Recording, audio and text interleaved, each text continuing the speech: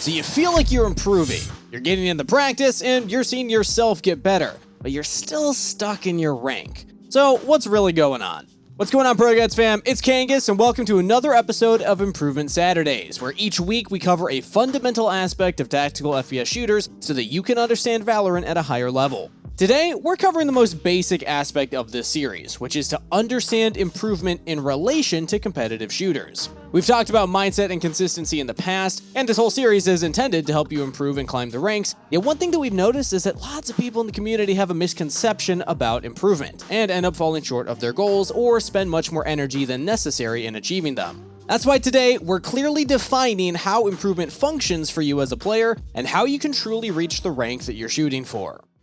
For many people, the assumption is that if you want to rank up, you simply have to put in the time and effort to improve your skills, and then you'll start seeing yourself climb out of whatever rank you're currently in. And while this holds true for the most part, and is generally good advice, this ignores a significant factor that applies to every competitive game. This missing element is the fact that everyone is also improving at the same time. Some of you might see the connection already, but in basic terms, if you improve at the same rate that the other people in your rank improve, then you're not really going to be able to outskill your opponents, and therefore you won't climb out of your ranks. This is the hard truth of competitive games that matters greatly as a game develops. Improvement is relative.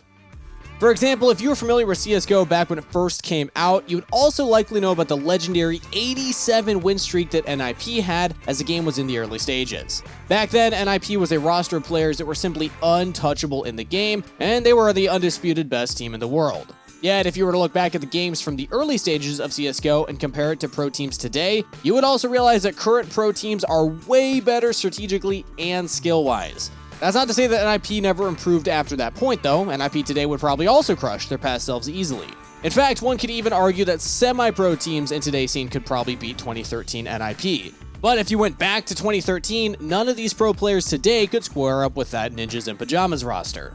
The point here is that as the game scene and meta develops, players naturally improved, and the standard for professional play rose continually to match the growth. So even though NIP was the undisputed best of the game back then, they are no longer the best now. And on that same note, the best players back then are no longer the best now either, because different factors like age and motivation led to them being outpaced by younger and hungrier pros. And if you hadn't figured it out, this applies to you in your ranked games as well, although not as extreme as it applies to the pro scene. Just because you're improving does not mean that you're guaranteed to climb. Unless you're able to outpace your competition, you're not going to beat them. So the goal of improvement and ranking up isn't actually to just be a better player, but to be a better player faster. The rate of improvement plays a massive role in the big picture, and this is something that many players forget about in competitive games. The bar is always rising, which means if you aren't improving or are improving too slowly, you're going to be left behind. Which leads us to our question of the day. How much time do you dedicate to improving in Valorant daily? Now, I'm not gonna lie, the summer's been pretty busy compared to the spring, and I haven't had nearly as much time to grind Valorant, but when I do practice, I put about 30 minutes in before I go into a ranked game, which happens about twice a week. So obviously with those kinds of numbers, I'm not gonna be improving that fast, but let me know about you in the comments down below. I'm curious to see how much time people are putting in. So now that you know about how improvement is relative, you have to think about how some players are able to consistently improve faster than their competition. For this, there are two main approaches: time and efficiency. For some players who might have more free time, they can spend hours and hours grinding the game and beat the competition just by virtue of raw game time. These are people that are in school during the school year, but during summer, hey, they got free time, so they're gonna grind out Valorant. Or maybe they don't have that big of a class load, so they're just gonna grind out. Or maybe they go to work and come home and all they do is play the game. Whatever it is, they have more time to commit to the game than you do.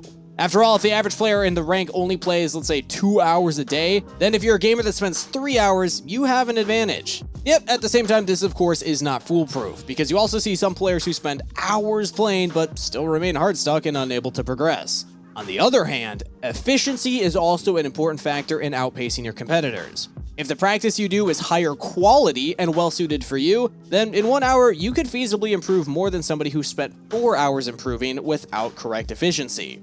This is for the people like me, who work a full-time job and contract work on the side, so I don't have as much time to grind games anymore. When I put practice in, I need to make sure I'm working on the right stuff. Both approaches of time and efficiency are important for improvement, of course, but I think only one side can really be taught. After all, lots of us don't have hours and hours each day to play Valorant, even though we wish we could. So that's why our goal for the rest of this video is to teach you how to have efficient practice and make the most out of your time. If anything, this is probably more important for building your foundation, because if your practice is efficient for improvement, then spending more time will naturally capitalize on that efficiency even more.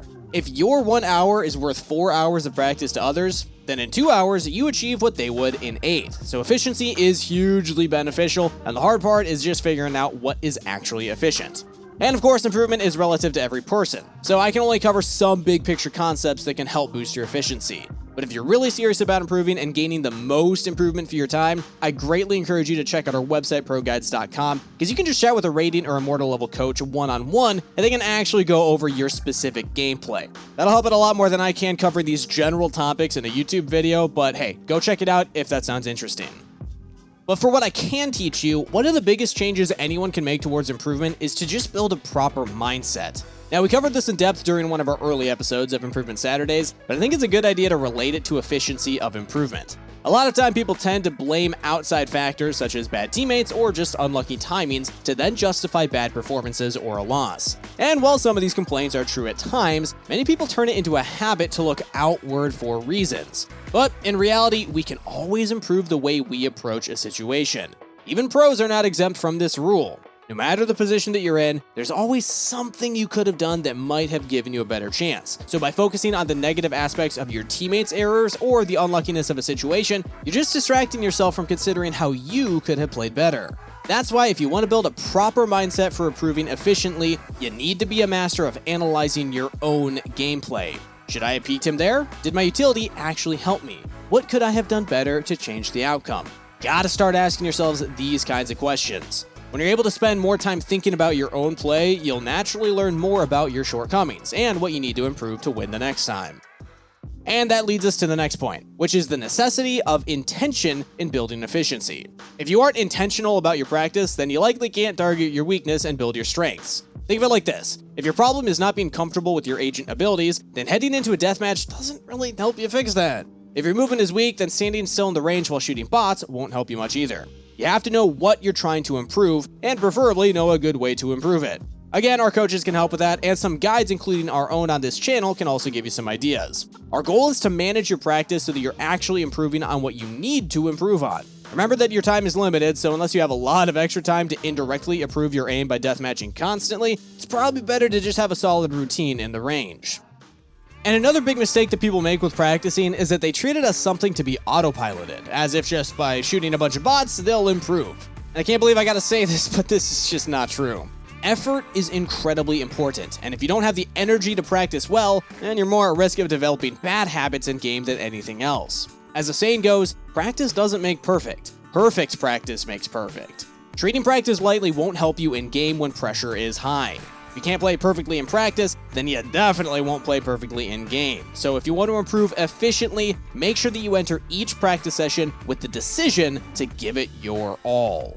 And on a similar note, make sure that your practice doesn't cut into your gameplay either. So if you just spent an hour doing some solid aim training, don't play a ranked game immediately after. Fatigue is real, and you could very well just revert all of the practice by being pressured to perform in game. Instead, try to give yourself a good time to practice and then make sure to get adequate rest after. Some people say that practicing right before you sleep is best for building muscle memory, so maybe that could help you practice 30 minutes before heading to bed. Just be careful about exerting too much effort, because if you spend too much time, it might actually impact your sleep schedule, and we don't want that.